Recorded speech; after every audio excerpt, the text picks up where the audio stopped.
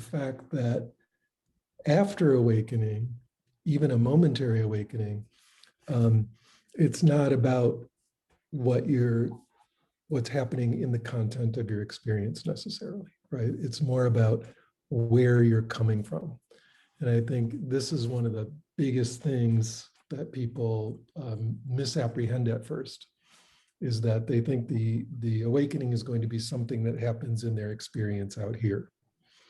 And a particular set of things is going to happen, whereas what's actually is important is what happens to the viewer of the experience, right?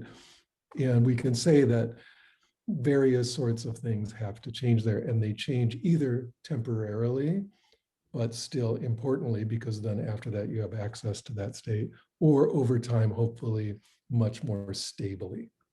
Yeah. You're able to access that way of being either continuously or in a stable way for long periods of time. And I think that, so in other words, to put it in kind of overly simplified terms, it's not the content, it's the context, right? The where you seem to be coming from changes from an encapsulated sense of self to awareness itself, to deeper and deeper and deeper levels of awareness itself.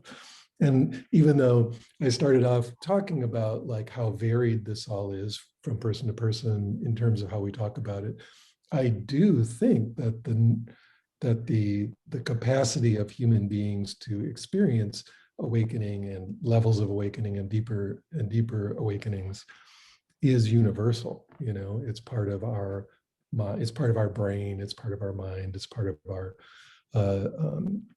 human capacity, right? And so there will be something that we converge on, or maybe several things we converge on, that we would say, okay, this is doing certain types of awakening.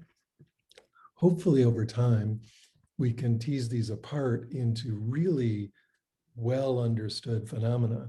And yet, even with all that, I will say that culturally and individually, it will still vary, you know, in terms of how it shows up for each person. Yeah, I think that